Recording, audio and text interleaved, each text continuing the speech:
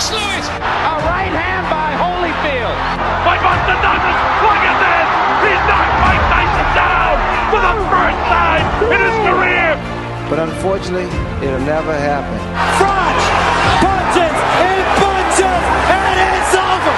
I think it's going to be over. Aguero in big trouble against the ropes.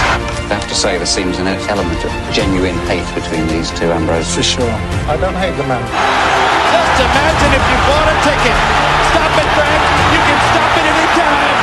Castillo's in trouble! Leach steps in, and the fight is over!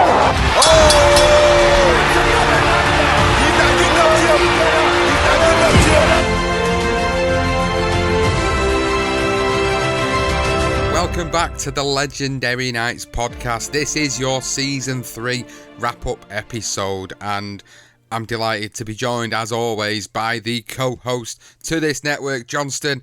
It's a pleasure sharing these journeys with you, with these stories, and really enjoying thoroughly what we do for our passion and our pleasure. And it's a great hobby to have doing this podcasting, like, isn't it? Like the stories that we get to learn about, and all the research and all the watching of fights, and it's a great journey that we've been on so far. And this Season 3 wrap-up is all about talking through the episodes that we've done, talking about our favourite moments through the stories, just talking about how we've really enjoyed putting this together, how we've put it together, the sources we've used, because I've had a few comments about where we get our sources from in the past, so I think it'll be good to relay that information on to people so they know we literally don't just read from books, we actually put a bona fide story together and based on all the relative information. So it's a great way of us being able to express our thoughts, feelings and opinions on completing a season, completing 10 episodes of completely different stories with different fighters. It's going to be great to really go back and look at it all again. Yeah, just to recap on all these fabulous legendary tales we've told, because that's what they are at the end of the day. They're not just about the fights anymore. That was how it all started, was just a fight, and we'd pick our favourite fights, and it wasn't necessarily whether the story was any good or not. It'd be a matter of what happened in the ring, and it's evolved into this tale now where we're able to talk about two different guys, their journeys before they meet each other, and then eventually creating history, because that's basically what this Season 3 was. Not necessarily the fight. Some of the fights weren't so great. They weren't as great as your Gatti Walls and your Corellas, Castilla Corellas. You didn't have those elements. I mean, there were some great fights in this, don't get me wrong. And also just the fact that we've managed to round off we now are in a position where we have had 50 episodes of Legendary Nights, and we have done every single era from the 1920s. We've now managed to accomplish that, which is something we really wanted to do. And I'm glad we have, because I mean, some of these old school fights that you just don't have no footage on have got some great tales in there, and we'll run through those now. Obviously, I'm sure you guys have listened back to these fantastic tales. Yeah, it's nice to round it off, Sean. I mean, I know we do the after show. You do the after show with Lukey, which has been a great addition to this. I think this is, as a package, I think this has probably been the best season yet. I'd like to agree with that statement. I was very fond of our second season and how our evolution from Season 1 to Season 2 happened, and the way we put the stories together now. I think that's one thing I'd, like to start this episode, this wrap-up episode with, really, before we get into, each tale, and just briefly talk about each one and our sort of recollections of the recording sessions and, how we feel about them and the stories we learn. I think what's important to put context to what we do is, like, when we originally started out with the stories or with the Legendary Nights podcast, it, like you say, it was, originally just started out to talk about great fights and talk about your well-known and your marquee fights that, people really remember boxing for. Like you mentioned, the Gatti Wards, Corrales, Castillo, Hagler, Hearns, all these types of fights were ones that I always had this sort of idea of what I wanted to do with it.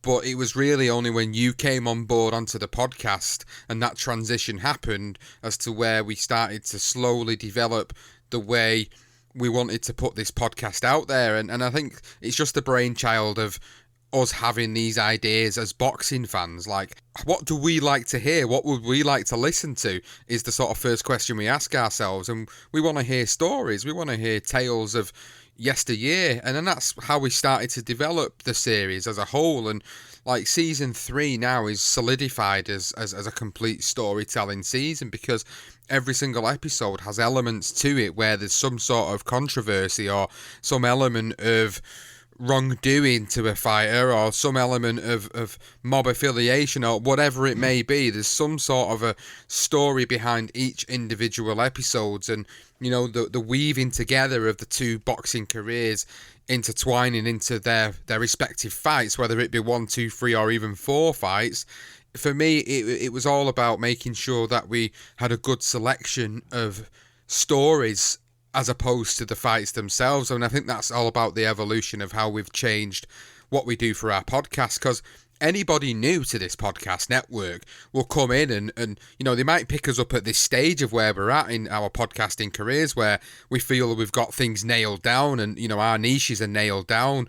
But then I always think if they go back and listen to the early episodes, I'm thinking they're going to listen to it and sort of hear the rawness of how we did things then and how we were starting building that chemistry up. And even just the little things like the changes to audio has been massive, and the way we've been able to develop the equipment that we use and the technology that we use, and that is all in part really to the people that have joined onto the Patreon membership service, and the funds that they were providing in all really was what was helping us fund this new equipment and better ways of recording, better ways of editing. And that's something I wanted to plug in there as well, was because of that they've helped us sort of evolve the quality of what we do. But in terms of where we've put these stories now, we just kind of solidified things in our mind, is that we want really good stories. We want people to hear great tales. We want people to listen to it essentially in some respects like it is a bit of an audio book,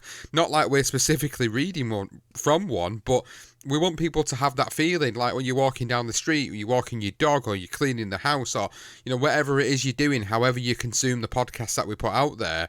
It's good to be able to have this sort of narration in the background, and that's kind of what it is now. It's like a storytelling narration of a fight or a fighter or two fighters or a series of fights, and learning along the way. And I thoroughly enjoy that myself as a podcast consumer. So I felt it was only right we should kind of go down that route, and it's been an absolute ball doing it. So I know I've been on a bit of a spiel for the past couple of minutes, but I just feel really passionate that people need to know our origins of how we put the original show together and how we have then developed and evolved what we do into what it is today.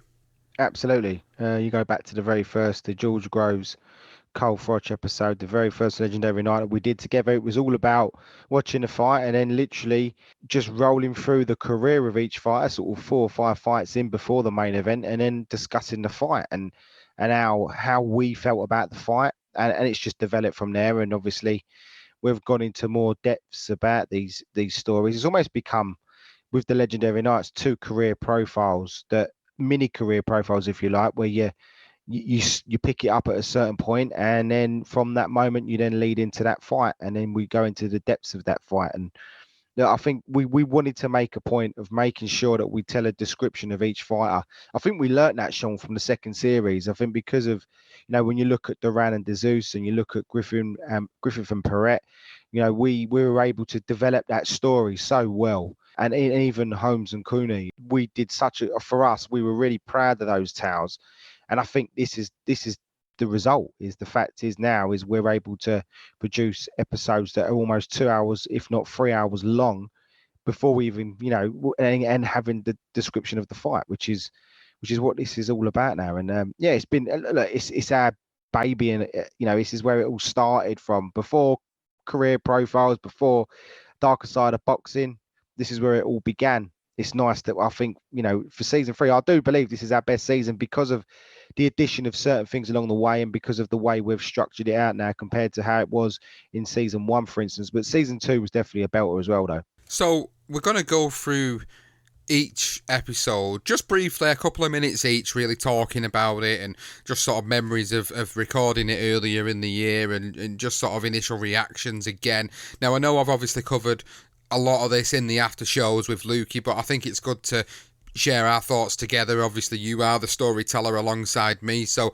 I feel it's right that in this wrap-up episode, we do cover that in detail. So, starting with putting these lists together, we actually do plan these episodes out. We don't just think of a random 10 episodes and go, yep, that's it, that's how we'll do it. We always sit down and we'll get about 20 to 30 episodes and we'll go through them and look at sort of the tales, what information can be accessed, what sort of literature is out there to allow us to be able to source together the stories that are relevant for these tales. And then obviously we will put episodes in a certain order to ensure that we feel the tales of them are really well told, really good openers and closers, and it is all sort of really structured. And again, that's just all about that evolution that we was talking about. Like, we never would have done that. We used to just put polls out on Twitter and let people vote for what they wanted to do, and we just did it. So it didn't really matter what the fight was. We just put a list out there, 4 fights on a Twitter poll, and whatever it was, we do it. As simple as that. Whereas now it's a case of really sitting down, pre-planning everything, structuring it together, and getting 10 episodes we feel have got stories related to them, which I think you guys really enjoy listening to. So it all begins with George Foreman and Michael Moorer, and that particular tale, it was always going to come up for Legendary Nights, and the reason being, for me, was because it was part of that Legendary Night series from 2002 to 2003. The 2 series that they did on HBO. I remember watching them and being in awe of the way they'd put them together back at that time. And who would have thought that we would be doing our own version of the Legendary Night series? And we had to make sure that, we covered. It felt like a bit of an obligation to cover all of them fights that they covered, because in a sense, it's kind of our nod to them as to what they've set the precedent as all them years ago, and how we've then adapted that original concept and made things our own, and actually put our own interpretation on this. So Foreman Moorer was an opener for us because it was one of the last ones to cover for us, in this particular season that we'd not already covered out of the original series. But it's not just that. This was a huge impact on the boxing world. The moment George Foreman becomes the oldest heavyweight champion, at that particular time, it was a huge moment for the sport. And then when we dive deeper into the story, you realise that there's a lot more to it. You don't really think about Michael Moorer's career as a light heavyweight going to heavyweight, and I think that was one of the underrated things about this tale that I took away from it. Is George Foreman was always very well documented about his sort of exile from boxing from his own accord, and then obviously coming back and being this well-known face of the sport. But I felt what I took away from doing this episode was how underrated Michael Moorer was as a fighter, and how good he was as a light heavyweight, excellent as a light heavyweight, and how he was able to win world heavyweight titles. And I think it just reminded me of how good of a fighter he was, and he just, in that particular fight, he came up short because he was just his own worst enemy, and it just created a moment in history that solidified in time. So I felt like it was a huge episode to do for many, many reasons. And then when you start to go into the research of it and you find more information out that you didn't already know, then you start to think, wow, I've got all these sort of Easter eggs of information that people may or may not have heard, which just add more value to this whole tale. It did. There was a lot about Michael Moorer. I mean, the fact that Emmanuel Stewart was even quick to say that Michael Moorer is quite possibly one of the greatest light heavyweights of all time. I mean, that is some statement, considering, Ezard Charles and, everyone else in the light heavyweight division. Obviously, that's the first one that comes off my head. But, even Roy Jones Jr., there were guys in their eras in the light heavyweight division that were quite spectacular. But what Michael Moorer did was knock everyone out, anyone that was in front of him. And, he had a great legacy, which was basically ruined by the fact that he got knocked out by an old man. And I think that sort of is something that I believe you and Lukey discussed, was the fact that he now sort of gets forgotten about what he did at light heavyweight. And I think we did very well, wanted to make the point of, was that he was an outstanding light heavyweight, and you shouldn't neglect that. You shouldn't just erase that from your memory because of him getting knocked out by George. And whether George actually lined that up or not, we'll never know. I mean, he believes he did. Michael doesn't believe he didn't. He did. And, he just said it was a lucky shot. But look, it was a very fascinating fight. The main source of this was the By George autobiography by George Foreman. We did use that for George's side of things. And with Michael Moore, it was a lot of just internet scrolling, really, going through some of the historic newspapers and some of the old articles about him. And obviously then the Legendary Nights documentary, which was produced by HBO. So they were the main sources for our episode for this one in particular. But so it was a bit trickier getting information on Michael. But the one thing we did pull off was the assault charges. He had a couple of those, didn't he, even before he stepped in the ring with Foreman. So you got an idea of what Michael Moore was all about. But, inevitably, it was a great episode opener. It was good. It was a good episode opener. I thought it was great because of the significance of the fight. And, we talk about the sources for it. Like, people, again, don't really understand that, there are books out there that can be used from different perspectives. There are documentaries out there which you can use that have already been produced. But the hardest part about putting the research together is, like, the endless hours of trawling to get the newspaper articles, the Associated Press newspaper articles, the New York Times, all the different American media articles that were out there at the time.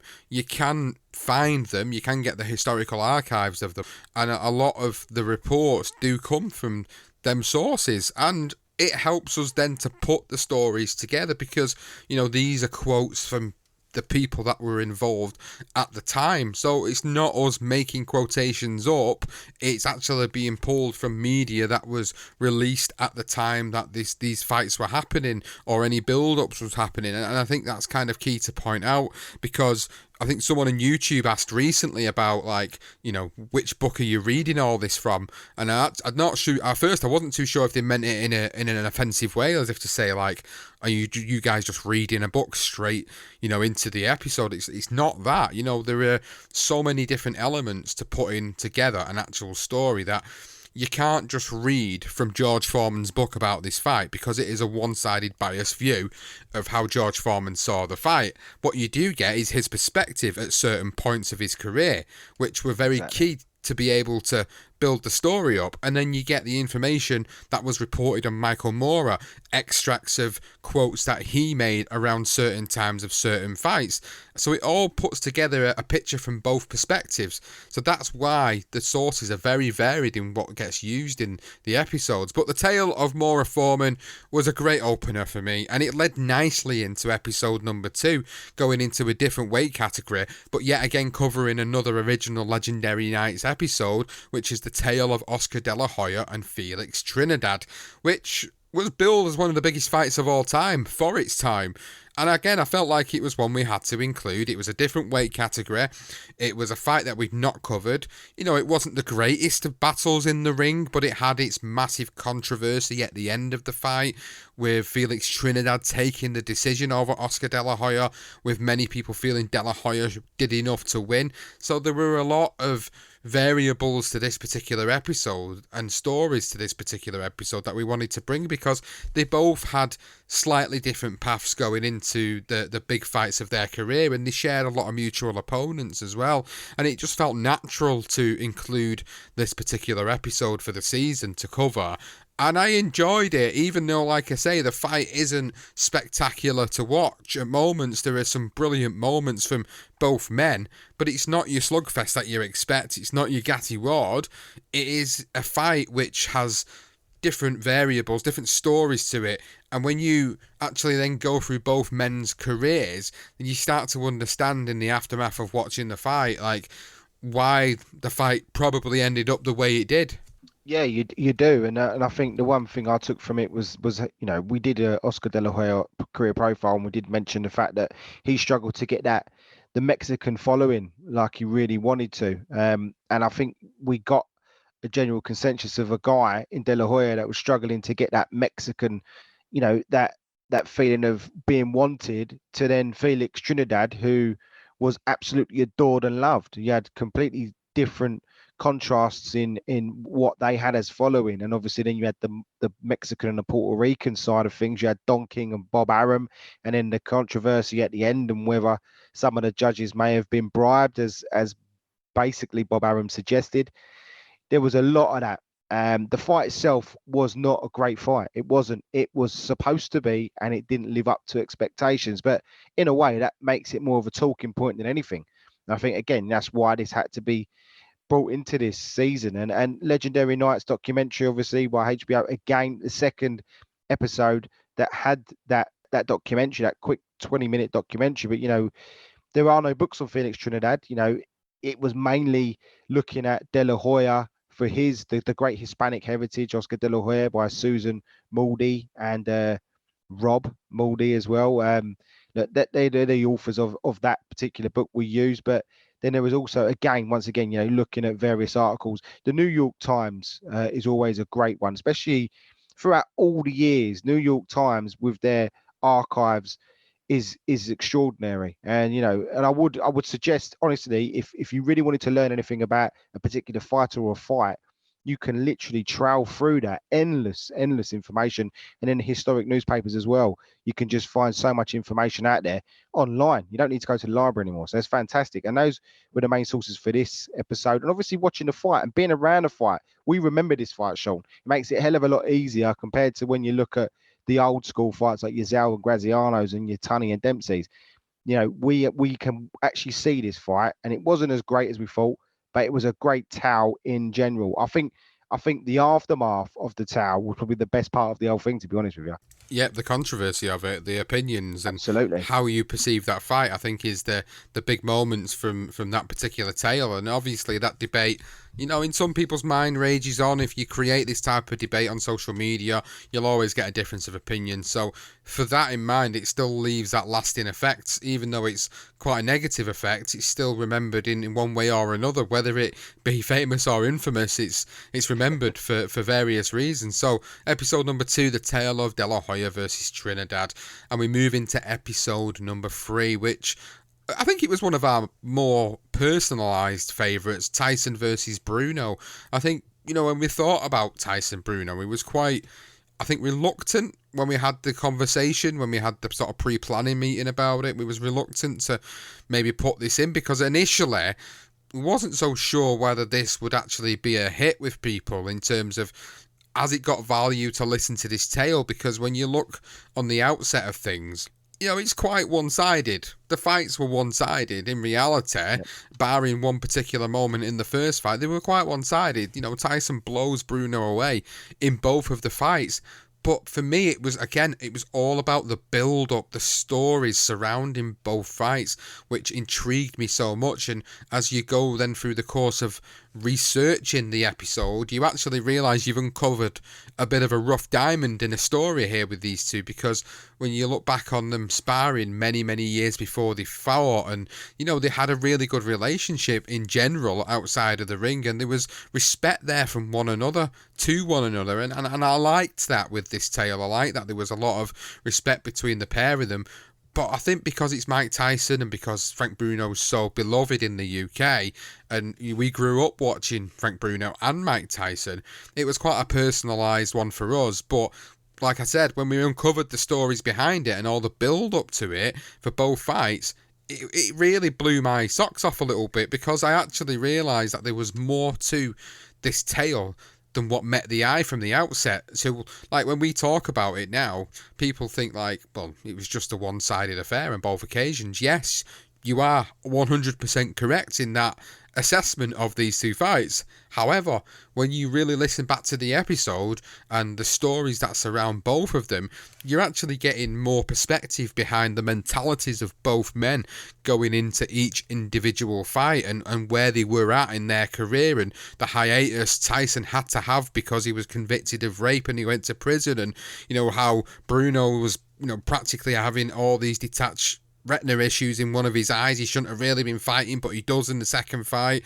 Do you know, there's just so much to it, and I thoroughly enjoy doing this one.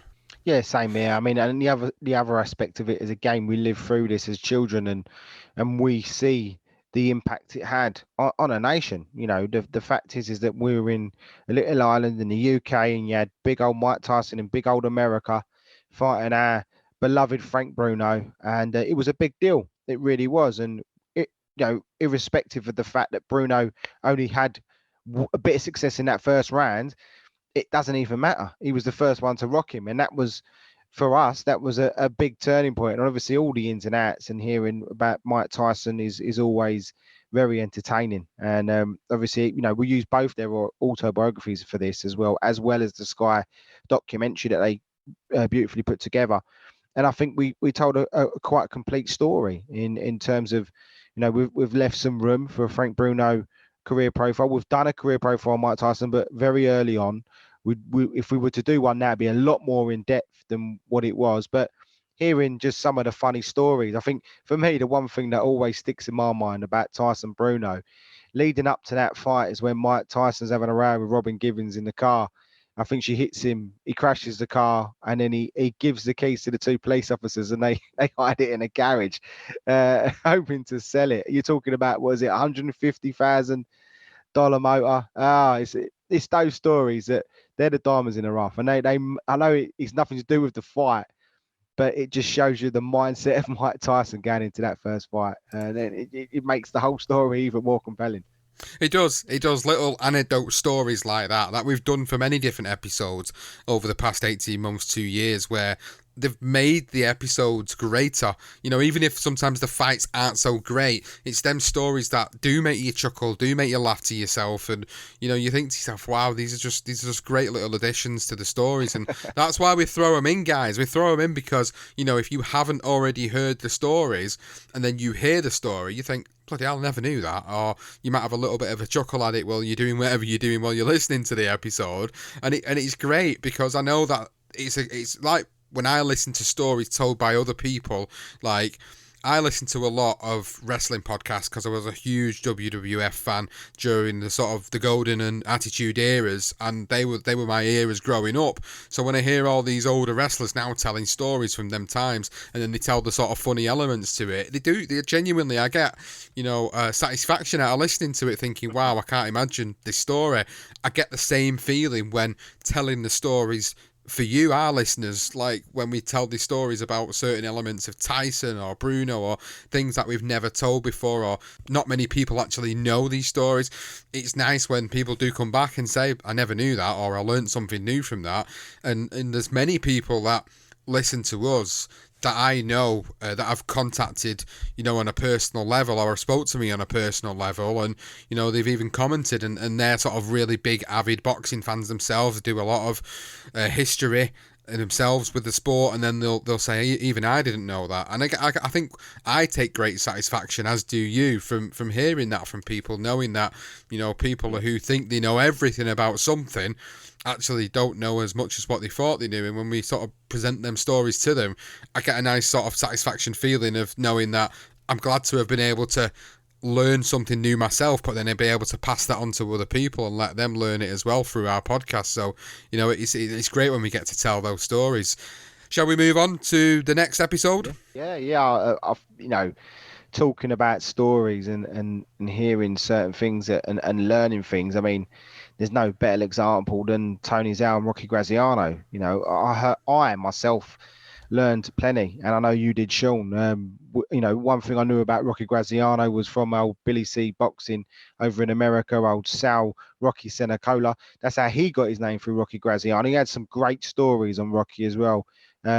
Just that was one thing that intrigued me about Rocky, going to America and going to Staten Island, and there was a prison there, and seeing that Rocky Graziano had stayed there. You know, all those little bits that I've heard of him, to then all of a sudden be able to stick it into this episode. I mean, this was a fascinating tale. You had Tony Zhao, who was the clean cut war hero, and then you had Rocky Graziano, who was went to prison, escaped from prison, or it wasn't quite a prison, but it was a juvenile prison. But it sounds great that he escaped from a prison, knocking out people in street gangs, to then go on and fight for a middleweight title and become a world champion at some point in his career. Have the mob affiliation in there as well, whether he threw a fight or not, whether he took, or he was offered money, and then he genuinely said, I was offered it and didn't accept it, and then still gets banned from it. And even the descriptions. I mean, from Tony Zhao, the man is still Fad Zhao and Clay Moyle. I must say, if anyone hasn't read that book, please go back and read it. We did our best to try and promote that book. Great descriptions of the fights. There's just vaguely any. I mean, if any, shown in there. The footage is so light, it's ridiculous.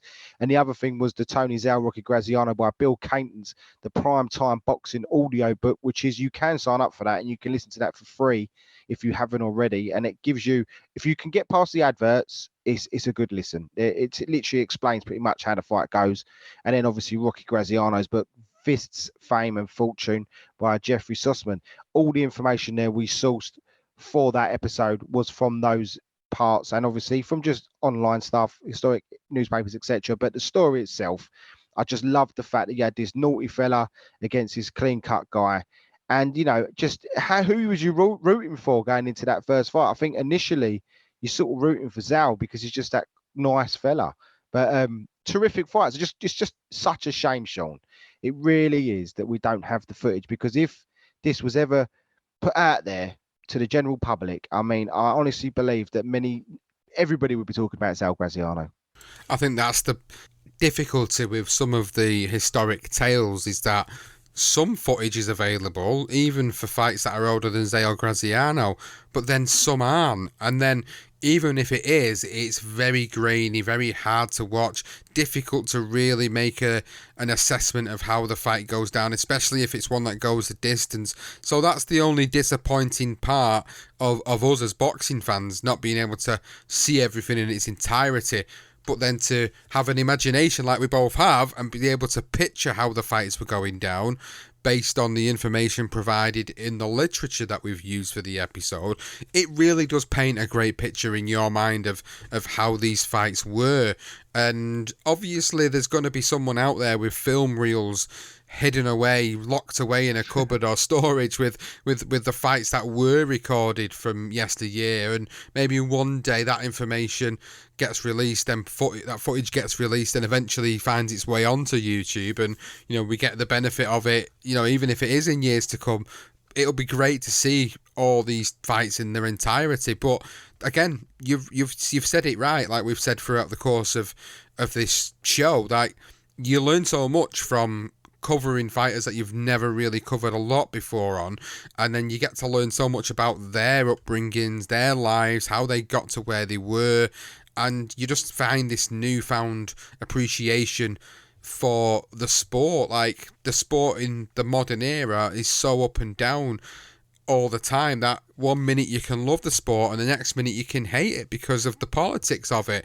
And I know there was politics throughout every single decade, but to me, it feels more about everything's just sort of money orientated, and there's a lot of people involved in the sport that weren't in the sport years before, and I think it's become really oversaturated. So, like, when we look at these stories, we get to appreciate how much simpler things seemed in these different times, how much simpler things seemed than what today's era, like, the fact that there wasn't all these sanctioning bodies, organisations, interim titles, silver titles, it was just basically the best of the best fighting the best, and that was the way to determine who the best of that time was, and that's what I loved about doing Zhao Graziano, was finding out about their stories leading into their brilliant fights, and learning so much more about them that it just gives us the hunger and desire to do career profiles episodes on both of them, because then we feel we can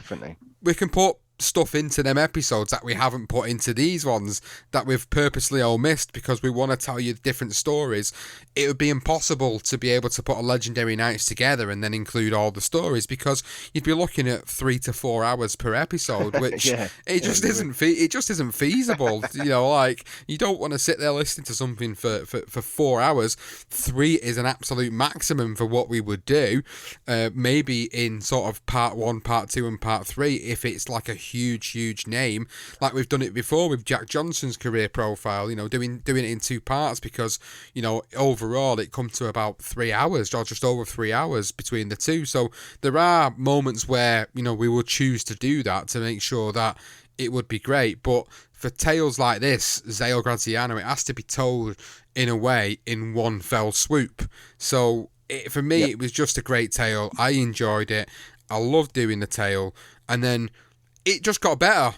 The next few episodes of the season, probably say the next 4 or 5, just became even greater for me.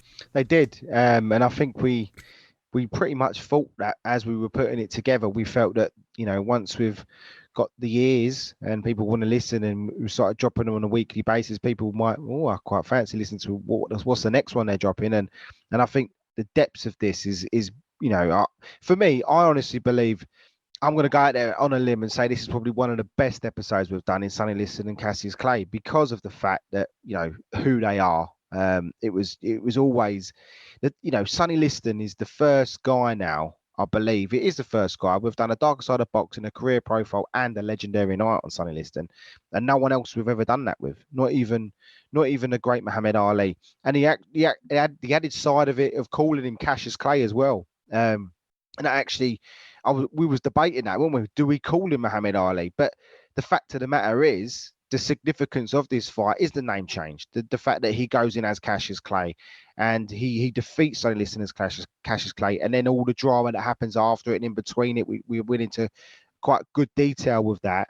And again, I mean, the fact we've done Sonny Liston, we touched on his fight in pretty good detail, but yet we still were able to sort of produce more stories to this, which I felt was brilliant. That you can't beat that because of the amount of information there is, to be fair.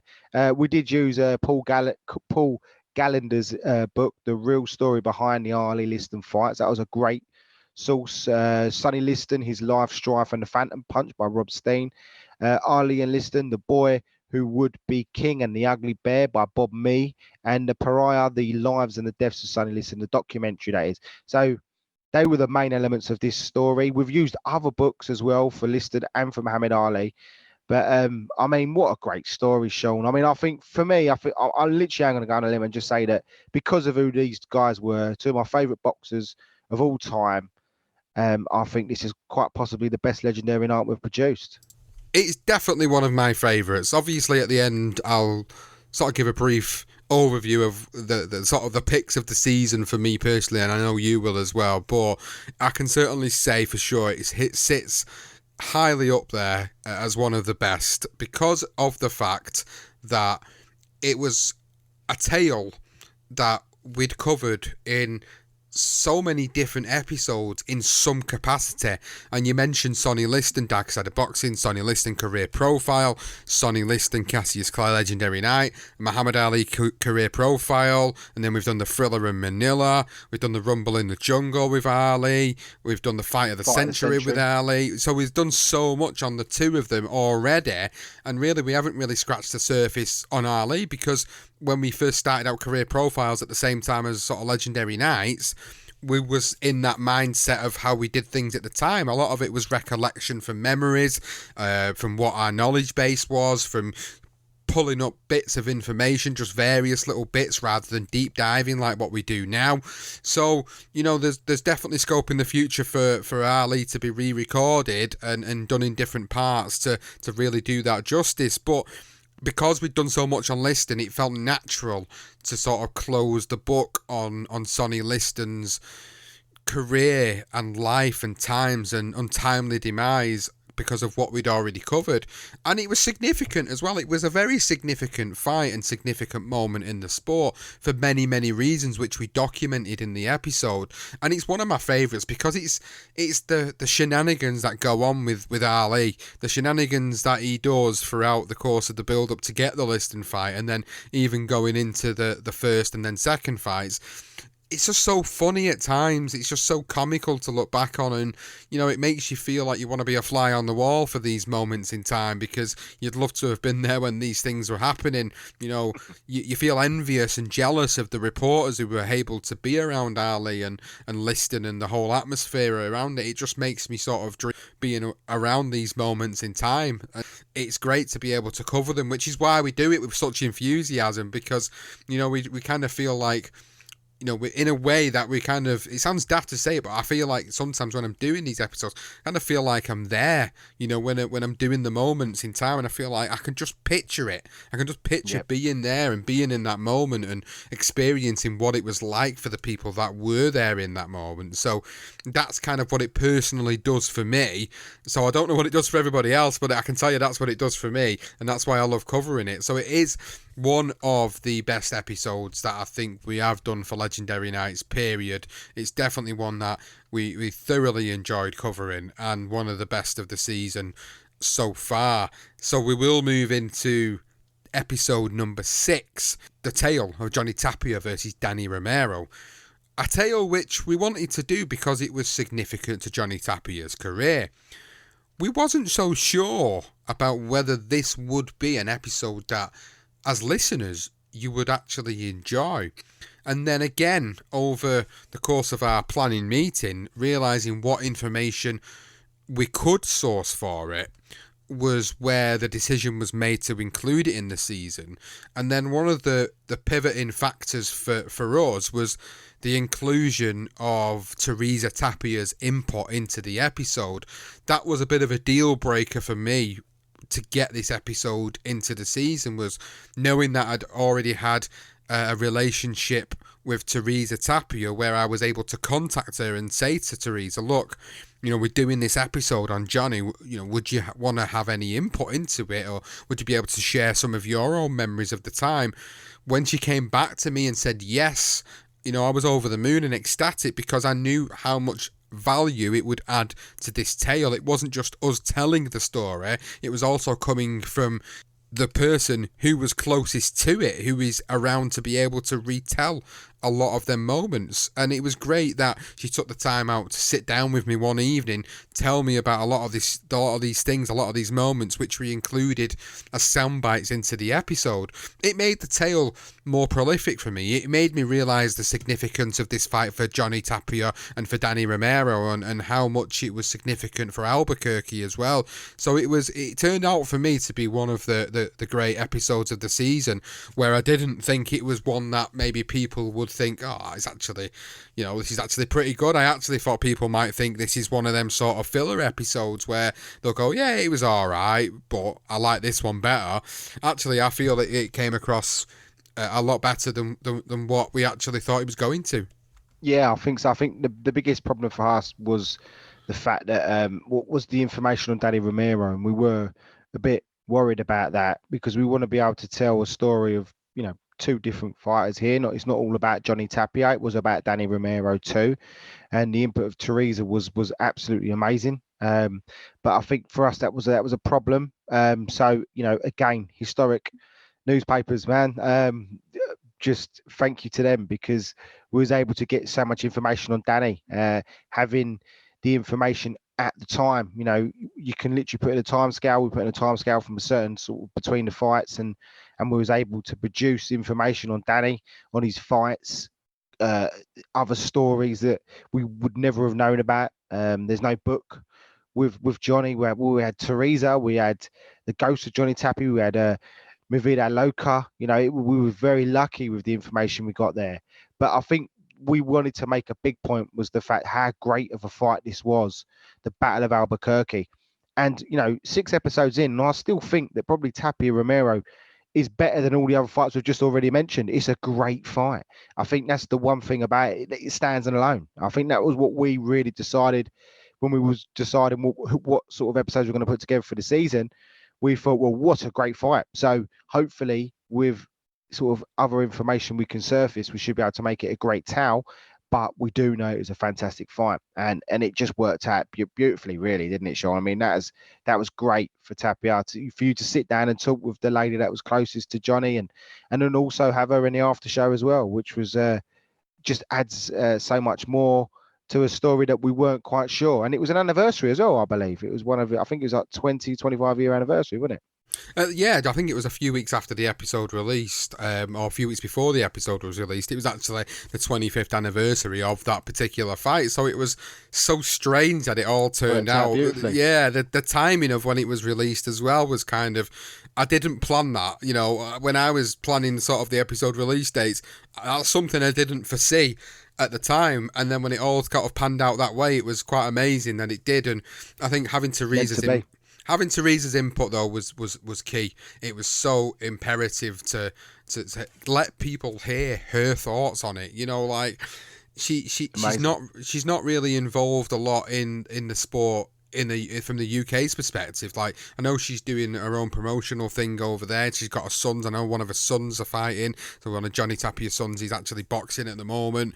But we don't really get to hear a lot about that over here. So when doing this episode and putting it together, it was just so vital that she said yes to doing it, because I felt like it really put a true picture together. And it also solidified the fact that, the information we are sourcing for these episodes is very factual, and it isn't Wikipedia based, because the information that we were putting out there, she was reiterating it in some of the stories that she told, which kind of like was great, because it then just solidified my opinion that what we're doing and how we do what we do for the podcast is clearly a structure and a chemistry that works so well, because there's not many mistakes that get made from ourselves. There might be the odd slip of the tongue with the pronunciation, but in terms of the factual information is only as good as its source. And if the source is directly from the people that were there at the time, you can't really argue against that, and that's the thing for me. So, the one thing I will say about that episode as well was, how great was it to hear that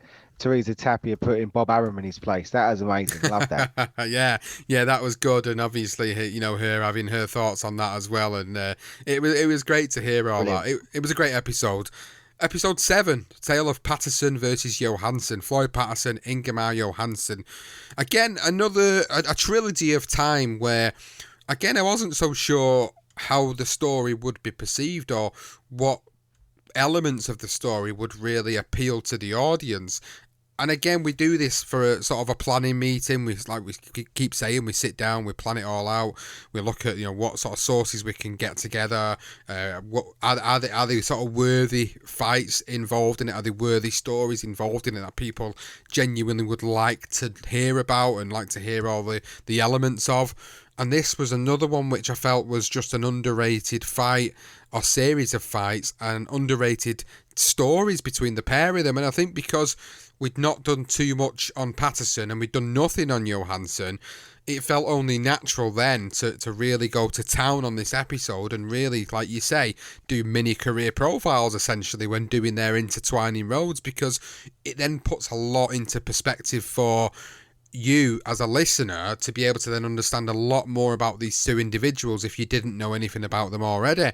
It then, for me as a listener to podcasts myself, it would make me feel like I want to go back and look more into it. Like, I want to look at the career of Floyd Patterson. I want to look at the career of Ingemar Johansson. I want to look at the sort of niche stories that have been told. And then, because there are books out there and they do help with sources for the episodes, we always tell you what the sources are, so you'll go out and have a look at them yourselves. And, you can actually read the book from start to finish and then hear and sort of imagine so much more than what gets put into our episodes. That's why we do it from various sources and not just one source, because it would technically be just like reading a book, doing it from just that one individual source.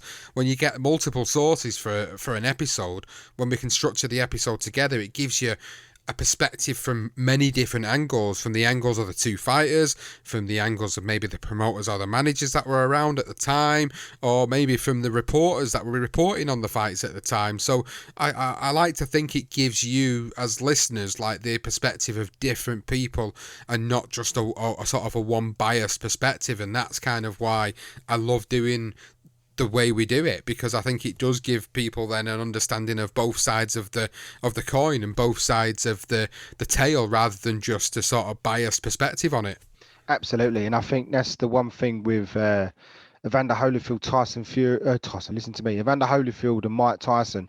When we done that in season 2, we actually had the two autobiographies and we sort of worked against each other. And this is where the idea from that, we then were able to realize, okay, we've got Patterson's book, we've got Johansson's book. Patterson's book was actually written by W.K. Stratton, who's the fighting life of boxing's invisible champion, because he does get neglected Floyd Patterson as well. That's the one thing he just, because of the fact that he gets demolished by Liston, it ruins his career as such, and people just see him as not that much of a great heavyweight. Just go and listen to Henry Cooper, and you'll see from Henry Cooper's own words that how good Patterson was. Patterson was a tremendous heavyweight, it really was. And then you had Ingemar Johansson. We had the book from Ken Brooks, the Swedish heavyweight boxing champion. So having those two different perspectives, I know it's not actually written by those guys, the actual fighters, but they're written by people that have gone in and done all the investigation work. And, we recommend both those books. These books, 400 pages each? You're looking at 800 pages within them books between combined, as well as the man in the middle, which was Custody Amato, and we had his book and extra information from that as well. So all these different perspectives, and then we're able to we need to try and find the right parts from each description with what quotes we take, etc., to make it a situation where when you're listening, you're thinking, you're arguing, you're in your head, you're battling with yourself who's going to win, and although the outcome, it's a difficult thing to do when you already know the outcome of these fights. But it was, as you say, mini career profile, as you like, and just having Custody Amato in the middle, the mob as well in the middle of it all. Starting off with a mob as well, I think we kicked off with that. So great story, it really was, and an underrated trilogy. It really is.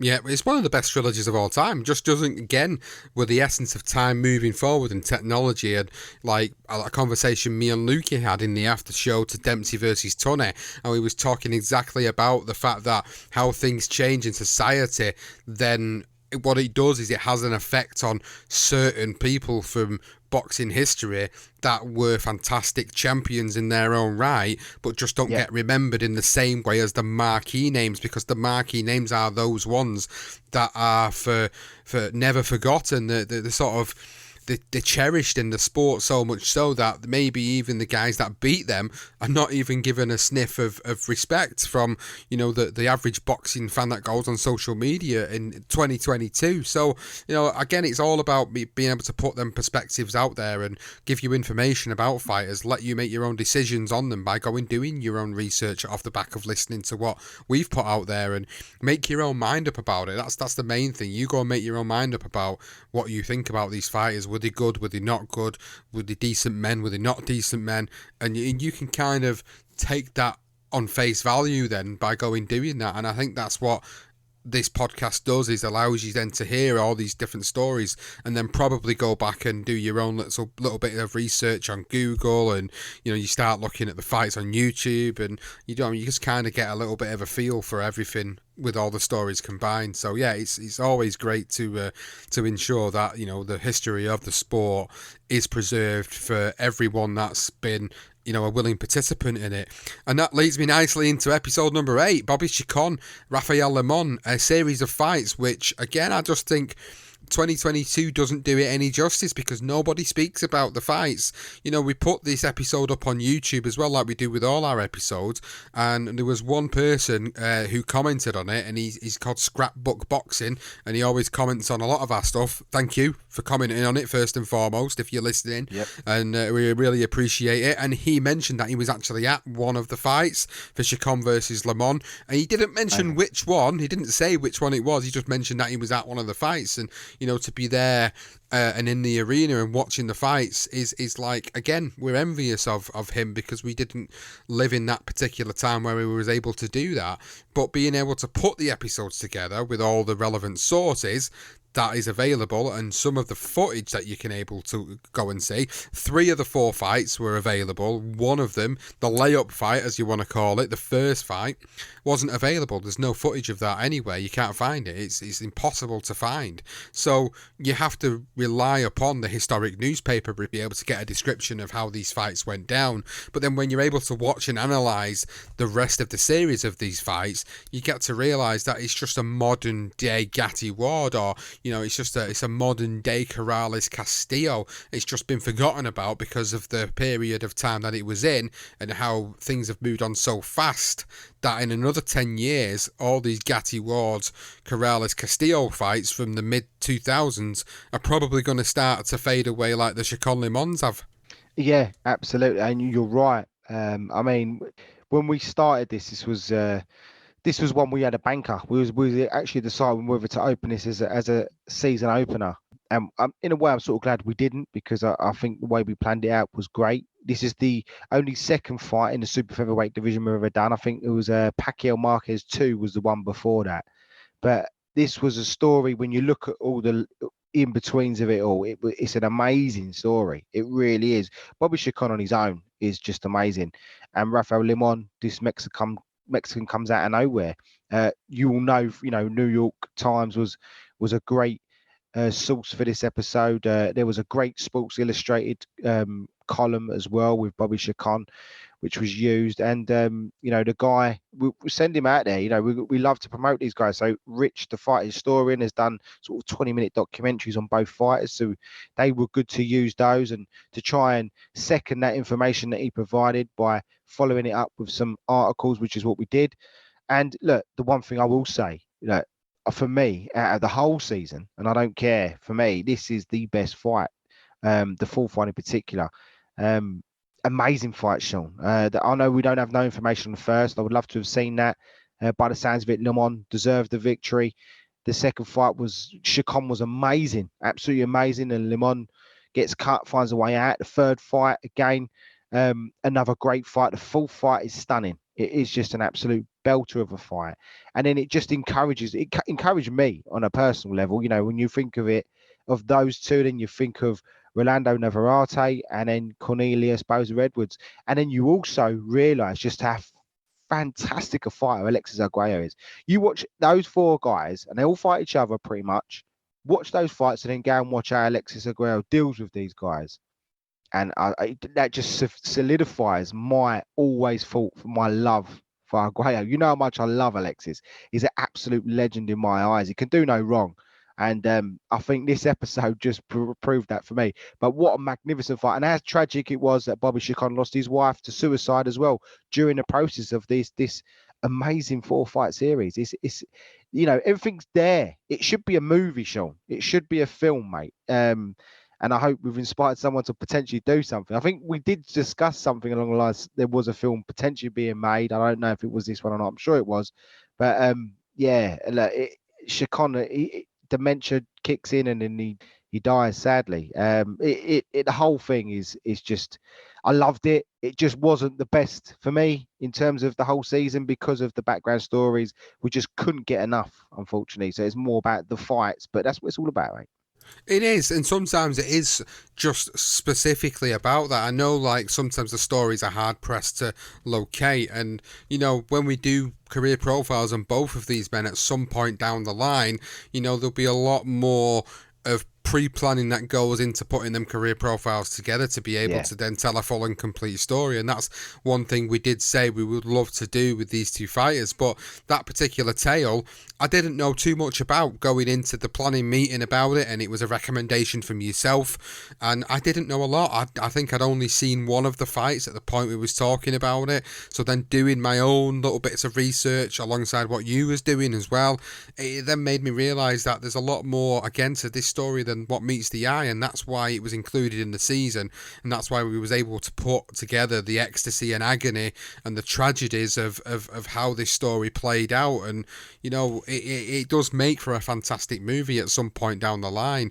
I just hope that one day it doesn't get completely forgotten about with the course of time, that we never get to see something of the sort. It'd just be amazing if someone who appreciates the sport as much as we do comes along and goes, you know what, we'll make a movie on this series of fights and the stories, and you never know, our podcast might end up being inspiration might for inspire it. Someone. I hope so. You never know. I hope it inspires you listeners. Just go back and just literally, I could watch Chacon Limon, Cornelius Edwards, and Navarrete. I could watch those guys fight all day long. I mean, you talk about old school fighting. Oh my God. And the fact it's in the 80s, it just gets neglected by obviously the Fab Four. But that ain't a bad four either, I tell you. Nope, it certainly isn't that. It certainly is. So I suppose that leads us nicely on to the final 2 episodes of the season then. So these were 2 episodes, and we'll cover them both simultaneously because they are both from a period of time where way before we was born way before boxing changed in many, many ways. And what it did for me, the tale of Willie Pep, Sandy Sadler and Dempsey versus Tunney, what it did is it brought out two fighters out of the four that I feel have been completely forgotten about over the course of time, and that was Sandy Sadler and Gene Tunney. And I know, again, in the after show, if you've listened to the after shows, you'll know that I've said this repetitively, because I do feel so strongly about the fact that I think the modern boxing fan now doesn't appreciate the likes of Sadler and Tunney, and they only appreciate the likes of Pep and Dempsey because of how sort of etched in stone their names are to this particular sport, but then they don't really then appreciate the competitors that were involved. Sandy Sadler wins 3 of the 4 fights he has with Willie Pep. Gene Tunney beats Jack Dempsey twice, but yet the other names, the Pep and the Dempsey, they're the ones that are remembered. They're the ones that are always fawned upon. They're the ones that people write about more than often than not, because they're the ones that have solidified themselves as certain characters in the sport. And I think that's what it boiled down to, is like there was a lot of charisma to both of these men, Dempsey and Pep, and how they became stars of their time, more celebrities than just sportsmen of their time, that history's looked upon them more favourably than the two opponents that actually beat them, which is strange, isn't it, when you look at it like that? We said this when we was talking about Sandy Sadler's episode, and we were saying, like, Sandy Sadler doesn't get remembered, even though he's the one that beat Willie Pep, the great Willie Pep, the greatest featherweight of all time, Willie Pep. He beats him 3 times, but yet Sandy Sadler is as well regarded in today's world as what Willie Pep is, which is strange. I see a lot of new young journalist writers who come into boxing for a bit of experience in writing, and they want to dabble their hand or dip their toes in the water of boxing history. They never look at the Sadlers or the Tunneys of the world. They look at the Peps and the Dempseys, and that's what I find so sad. So these two tales, episodes 9 and 10, what I took away from this personally was that there were 2 unbelievably great fighters and 2 stars. Absolutely. I keep saying that, but it's so true. Gene Tunney probably just gets a little bit more credit than what Sandy Sadler does, but that's because he's white. It's quite as simple as that. Sandy Sadler was the benchmark for Tommy Hearns. How great do people perceive Tommy Hearns? Sadler was over 6 foot featherweight, and he was ruthless, Sean. We went through his knockouts and the anxiety he had in terms of trying to navigate his way for a division between the 1940s and 1950s, finally, when they sort of came to an end. But this 4-fight series spanned between 2 different eras, the 40s and the 50s, and it is just an amazing tale, really, when you look at how much of a star Willie Pep was. He was an absolute star. How much of a star Jack Dempsey was. And then you had the 2 guys, Sandy Sadler and Gene Tunney, who were perceived as the guys originally. I think Pep Sadler was the 5th or the 6th greatest upset of all time in boxing history, with Bert Sugar and Teddy Atlas. Dempsey, Tunney's up there as well in the top 10, because no one expected Tunney to, a light heavyweight to beat a heavyweight. He had planned for that night and he got it perfectly well. But you're so true. We said that after the fights, but Tunney and Sadler, we just hope we've maybe shone a bit of a light on those 2, and it makes you want to go and pick up their, any information you can, watch anything you can. Sadly, Sadler's a bit more difficult. It's unfortunate, really, but that just shows you the times.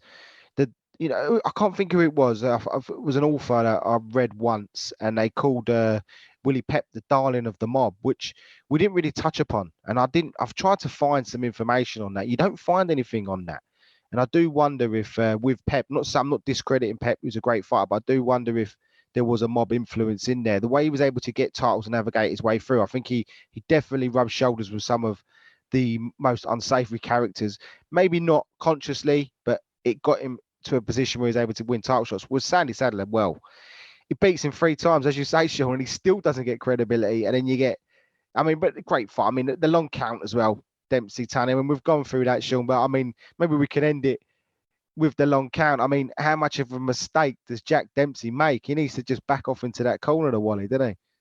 Yeah, me and Lukey was just talking about that recently on the after show for Dempsey versus Tunney, and I just boiled it down to exactly that. He made a mistake. At the end of the day, the rules were there, the rules were put in place. They were specifically told before the fight by the referee, which we included the transcript of in the episode, about what they needed to do if a fighter scored a knockdown and where the fighter needs to go that scores the knockdown.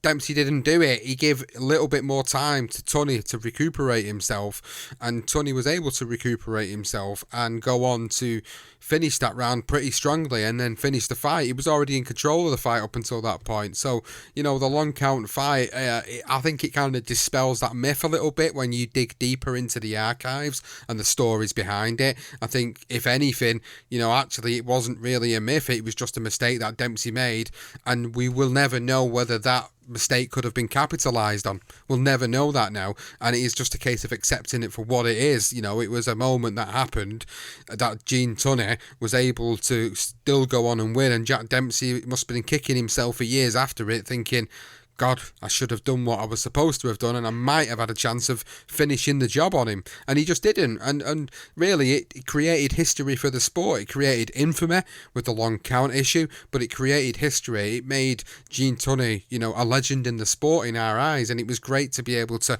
put both Sadler and Tunney on that pedestal and say, do you know what?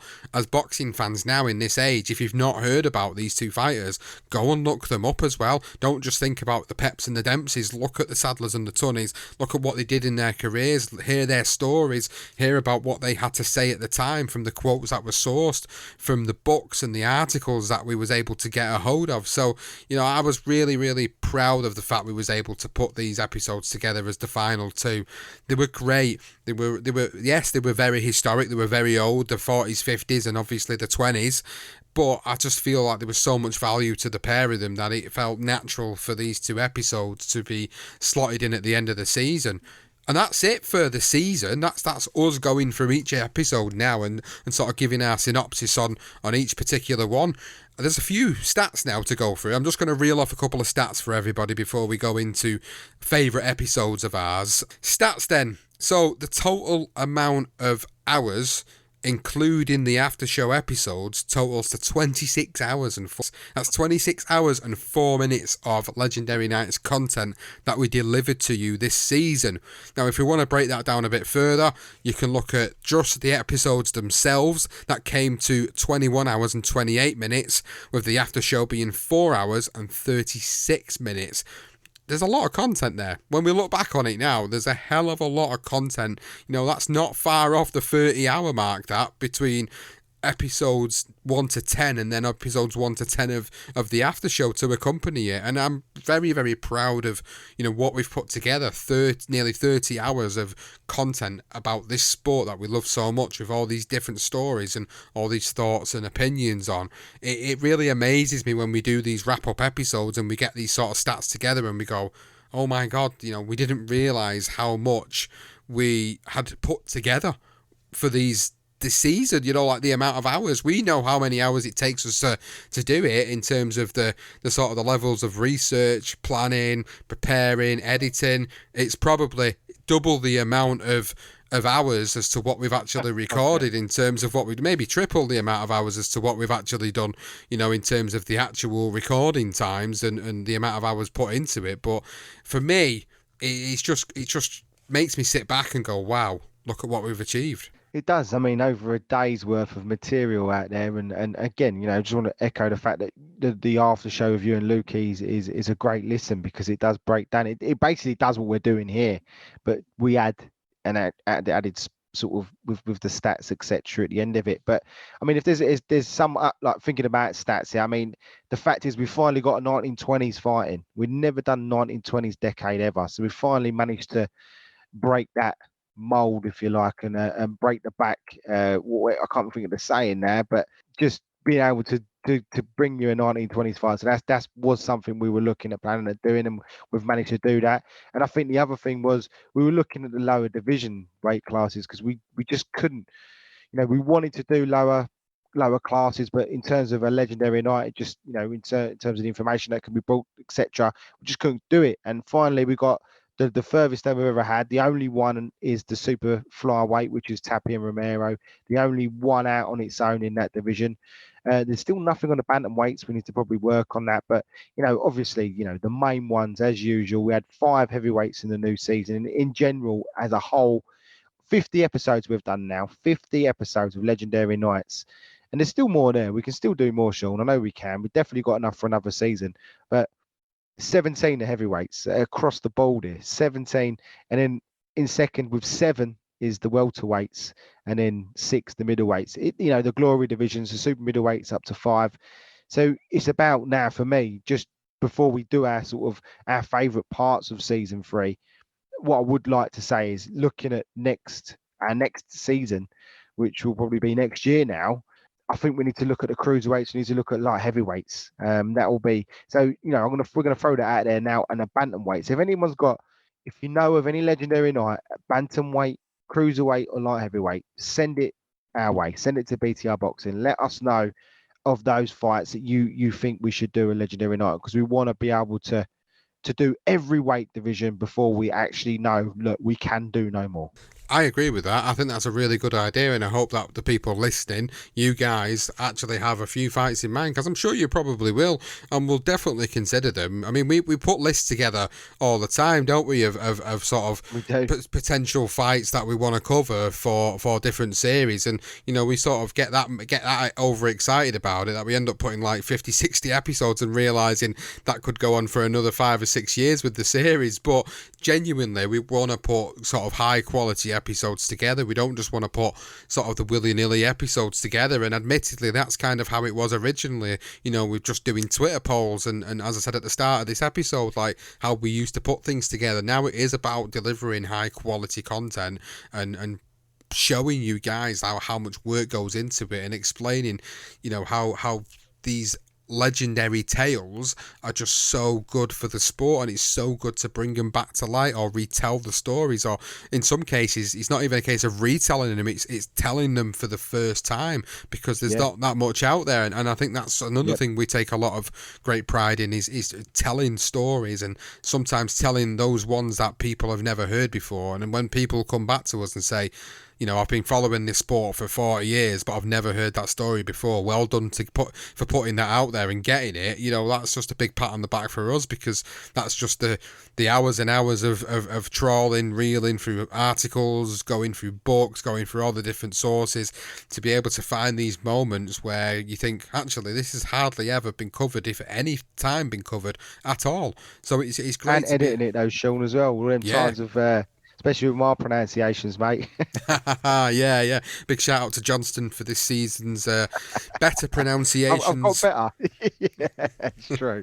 He's definitely got he's got like a fine wine, aren't you? You've got better with better with time and age and preparation for actually putting the names in and preparing for how difficult they can be.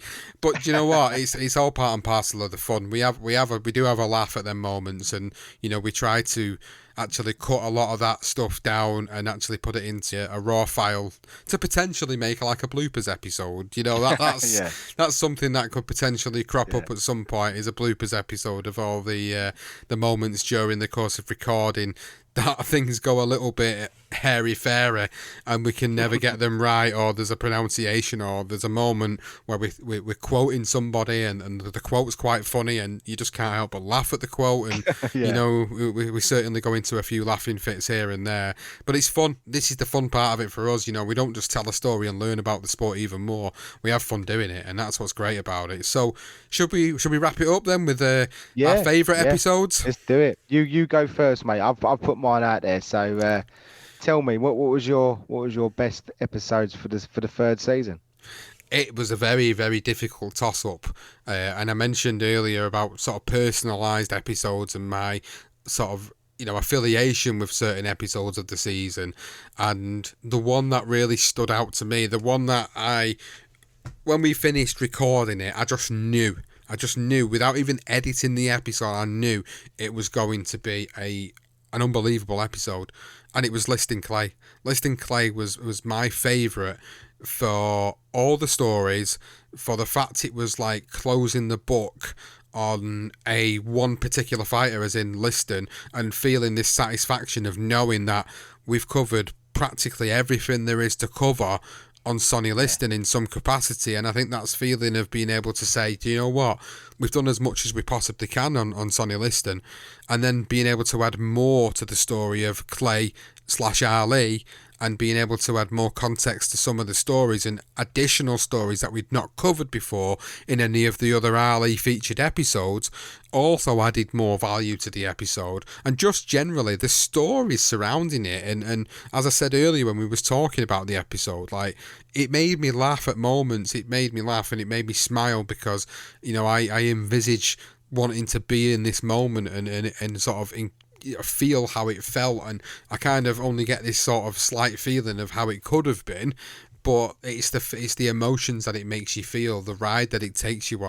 I think that was what I took out of it the most from this particular episode. Yeah, and look, I mean, I've already said it. It's my favourite, pretty much legendary night we've ever done. And the fact that it does close the book on Liston is spot on. We've practically done anything you could ever imagine on Sonny Liston from the moment he was born to the moment he died, and all of his fights in between, pretty much. So, well, we have. Let's get it right. And the fact that I'm sitting here now as we're recording this, and I'm looking at Muhammad Ali, a big canvas I've got in my summer house of Ali in colour, with his hand raised over near his shoulder, and Sonny Liston laid out on the deck telling him to get the fuck up, basically. It just even adds to the beauty of it, the fact that we're able to do this. And look, I mean, it was a great episode. It really is one of my favourites of all time, to be honest with you. I honestly believe that. And the other ones in general, I mean, Dempsey Tunney, because we'd never done anything on those two, and the ins and outs of that was terrific to do. Patterson Johansson in terms of its detail, Zal Graziano and Tapia Romero because Teresa come in. The rest are all great in their own. Bruno, Tyson, Pep Sadler, Mora Foreman, Chacon Limon, De La Hoya, Trinidad. I suppose the one thing before we wrap up the whole thing, I know this is all about season 3, Sean, but does Liston Clay, does Dempsey Tunney, does Patterson Johansson, does it overtake Roberto Duran de Zeus? Does it overtake Emil Griffith and Kid Perret? Very good question. I mean, these are sorts of things you've asked me in the past about. Do they take over certain episodes of Legendary Night? I think Liston... The greatest of all time Legendary episode. Come on. What's your favourite? We've done 50, Sean. And for those that don't know, we've done 50 episodes, guys. 50 episodes of Legendary Nights. It's amazing. I'm literally giving Sean and myself a pat on the back right now because we are so chuffed with it, and it has developed. But 50 episodes we've put together across how many different decades, how many different weight classes? It's ridiculous. And, you know, Sean, come on. What's your favourite ever all-time Legendary Night episode? Doesn't have to be season 3. I know we're plugging season 3. If it jumps into season 2, season 1, great. Whatever. This is so hard. This is like the hardest part of it. Like, I know it might seem a bit egotistical of us, kind of, you know, like praising our own work so much. But hey, it's not just our work. It's the fighters. They've done it. They've produced. We've just told the story they've laid out for us, mate. Yeah, I know. I just feel like, you know, when you put it like that, when you say it's 50 episodes, that's a lot of hours. That's a lot of hours. There is a lot of hours, but there's some in there that is not the, you know, in terms of the depth, you know, you think Froch Kessler, Froch Groves, very off the top of our heads, you know, it has developed, don't get me wrong, but 50 episodes, it's terrific achievement, you know, and hopefully we can get another 50. Well, yeah, I think there's definitely, with what we've seen and what we've been looking at when we're doing our planning meeting for this series, there's definitely another good few seasons out there to be made with quality stories. But going back to your question, what is my best episode of the whole series? I think Liston Clay isn't my favourite of the whole series, of the whole 3 seasons. I actually think the fight of the century between Fraser and Ali is probably my favourite. And, you know, I'm going to tell you this now, there's probably like the top 5, about, I'd say 3 of the episodes that we've done probably feature Muhammad Ali. And I'd say, in no particular order, I'd say the fight of the century, the Rumble in the Jungle, and then Liston and Clay. I think them 3 tales were so in depth, told so many different stories about different times, but they all featured Muhammad Ali, and that's the sort of consistency.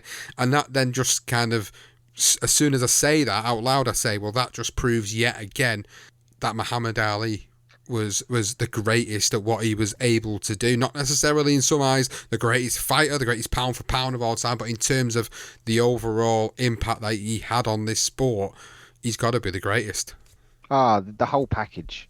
He brought everything, didn't he? He did. He was an absolute, just a gem. And you know, me and you talking about going back in time. You know, if you could jump in your time machine and go back and watch the fight of the century, would be an absolute dream. And especially when you think of all those. You've seen American Gangster, and you know apparently that's how Frank Lucas gets picked up, sitting there in his sheepskin or his fur coat and his fur hat, and that's how he gets caught in the end at the fight of the century. But look, all the colours, all the gangsters out there, it's just been amazing. 1970s, a dream. But yeah, I mean, I'm going to say, I'm going to go there. Look, Liston Clay, I do think that is our greatest ever. And the fact is, the more and more we've done all these shows, with big career profiles, Dark Side of Boxing, Legendary Nights. For me, you know, how much I love Muhammad Ali. I really love Sonny Liston. Like, I've got genuine love for the man. Honest to God, if there's anything that's taught me over the years, Sean, is how great Sonny Liston was. Just he gets overshadowed, and just the stories about the guy is so endearing to me. It really is. I can hear more about Sonny Liston. Yeah, I think you're right. I agree with that. I agree that, you know, whilst I, you know, will always completely fawn over Muhammad Ali and what he did for the sport and all the different stories and everything that he did for humanity in general and what he was like, I think that Liston, in contrast to him, was a sad affair, a sad tale. But then I suppose it makes you more sympathetic to him as a man, as a human being, as an individual, and then makes you love him more for the sole fact is that he was just a guy who he was the complete polar opposite in terms of personality to what Muhammad Ali was. But the fact that I sort of gravitate to Sonny Liston like you do in sort of the enigma of him, I think that's what kind of always draws me to him, and why he's always ended up featuring somewhere along the line, and you know why we did a career profile, why we did the Dark Side of Boxing episode on him, and obviously why he featured in this season. So, you know, talking about greatest episodes of all time, this season's got to be Liston Clay for me. Closely followed for me personally by Tapia, Romero, and then Patterson, Johansson. I think they were my top three for this particular season that I really thoroughly enjoyed for different reasons. Obviously, Teresa Tapia's input in the Tapia Romero episode was an honour to be able to sit down and speak to her and have that sort of input from her on it. And then Ingemar Johansson, Floyd Patterson, because we'd not done anything on the two men and the tales that surrounded both of them and all the different information we was able to get to put the stories together, it just told me a story about two men that I didn't know too much about in terms of their backgrounds, their nurturing through the sport, how well regarded they were at the time, and it just taught me so much about them, and I really thoroughly enjoyed it. They were my top three, and certainly Liston Clay, if you're talking about sort of top five of out of the 50, Liston Clay definitely sits in it. Yeah, it's amazing though. It's great to do it. It's so, you know, we not only did we plan this, we actually did begin to pre-record these songs, didn't we, as well? So it made it a little bit easier on us as well, where we was able to maintain sort of other stuff we were doing, and we're able to both go on holiday as well in the midst of it all, and listen back while we're away. So yeah, look, it's been great. Any information, anything you want to give us as listeners, we need to improve on. I think listening back, for me, the one thing I will say is I think the story become better in terms of how it developed. We're trying to move away from the fact that, you know, you get a fight, we get a fight description, find the best fight description and then describe it. We're trying to move away from that.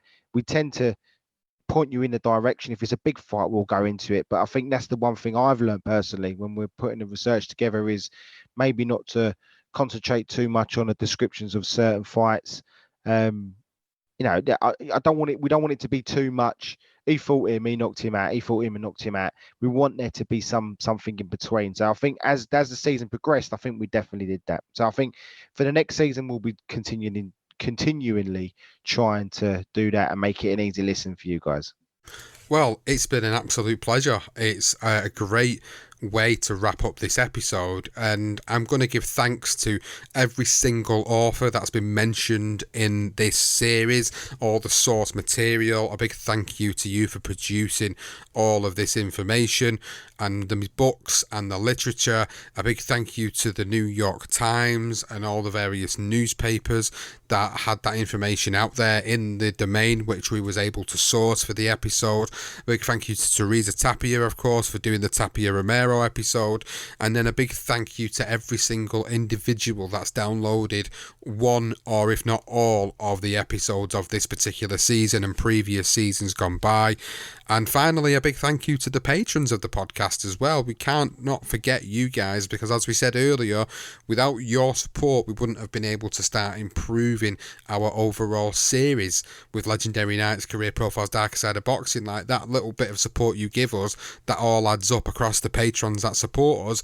It really has allowed us then to make them necessary changes to improve the show, to be able to facilitate more sources, to be able to then have time to edit using better software, to be able to get a higher quality version of the episode out there for you to listen to. So it all has made a significant difference to what we do, so we really appreciate it, and we want to say thank you.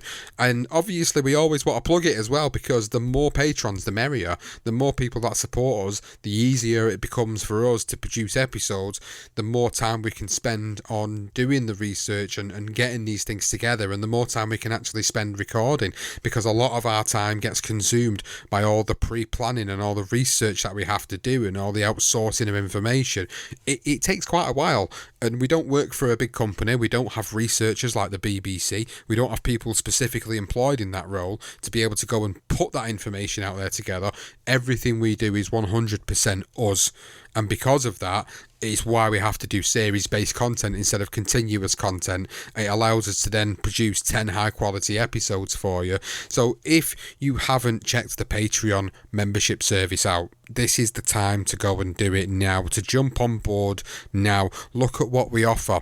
Because we're part of the Sports Social Podcast Network, which is a fantastic network who support us wholeheartedly, we have ads in our episodes. If you don't want to listen to them ads, you can become a patron. If you want early access to all the series-based content, so if you want it earlier than when it actually gets released, we will release it earlier on there for you. If you want patron-only content, which is just content specifically recorded for the patrons of the podcast, you will also get that as well. Plus many other interactions, the little community of patrons that are on there, and just more plans for the Patreon service ongoing.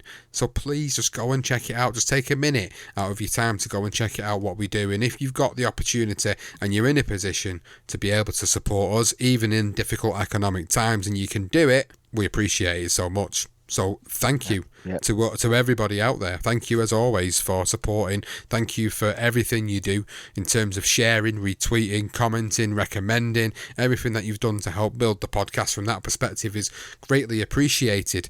And please do give us any thoughts, feelings and opinions. You can do that by letting us know on Twitter at Legend Night Pod, or you can message us on any of the BTR Boxing Podcast Network pages, which are on Facebook, which is on Instagram, which is also on YouTube. Drop a comment in the box below. Let us know if you've got any fight recommendations, any story recommendations that you think we would really enjoy covering, that you would enjoy hearing us present.